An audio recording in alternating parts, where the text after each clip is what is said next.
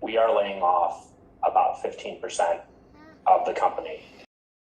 The CEO of a real estate company recently fired about 900 employees over a Zoom call, and it was effective immediately. Videos of the Zoom call are circling on social media. Maybe you have seen one. Blanca Cobb joins us today to talk about how to have uncomfortable conversations virtually. Blanca, you saw the video. What did you notice in his body language that could have been perceived as insensitive or off-putting? His body language really conveyed a disconnection. He either didn't understand or he didn't care about the impact. And we see it in the body language because he was so far away from the camera, sitting back in his chair. He had both hands on the table and they almost like they were glued to the table. And when you could see underneath the table at the top of his legs, there wasn't really a lot of movement. It's very difficult to convey warmth and caring to somebody at such a big distance. Think about this. If you were to see somebody get hurt and you're like, hey, you who fell, are you okay? How can they really feel like you care if you're not even going to get closer to them?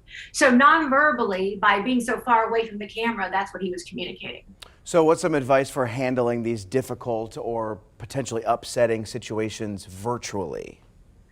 Well, when it comes to your body language in the virtual world, you want to be able to show caring. And the example that I was just giving, when somebody gets hurt, when in person, what happens is you'll take a step closer to somebody, right? You will go in. You might want to touch their arm to see if they're okay. So virtually, you can mimic this by physically getting closer to the camera, and then you can actually lean in a little bit because it mimics physical proximity. And that's really important when you're trying to communicate warmth and compassion and empathy. What should we remember when we know that we're going to be delivering words that some will find upsetting or just bad news in general? If you're delivering bad news, you have to think about the impact of your words before you even open your mouth. So what he did is he talked about how when he did this the last time, he cried and he hoped that this time he would be stronger. Respectfully, who cares? There are 900 people who have to now figure out how they're going to pay the rent and how they're going to feed their family. Instead, there should be words of warmth and compassion and empathy and something like, this must be so hard for you. What are you feeling? You want to check in with them. What can I do for you?